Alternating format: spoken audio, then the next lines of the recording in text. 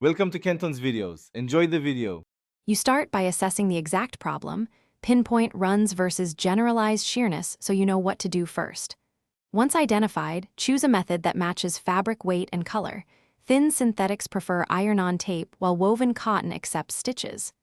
Prepare your workspace, flat surface, light, and all tools within reach. Make sure to trim loose threads, test glue on a scrap, and pre-press the area. This reduces bulk and improves adhesion when you begin the repair. You now stabilize the damaged area, place a thin patch beneath a hole so the load spreads and edges align naturally. This prevents future tearing. If you hand mend, use small ladder stitches to bridge a run without puckering. If using iron-on tape, heat in short bursts and test adhesion.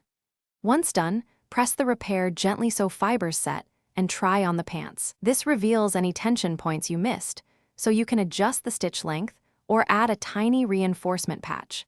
You finish by trimming excess material and tidying stitches so the repair lies flat and looks intentional. Once pressed, inspect for visibility. If the mend shows, use a matching fabric marker or tiny top stitches to blend it. Make sure to reinforce nearby seams if tension caused the original problem.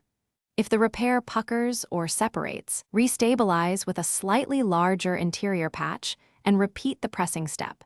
This usually fixes adhesion or stress failures without replacing the garment. Thanks for watching. Consider subscribing if we helped you.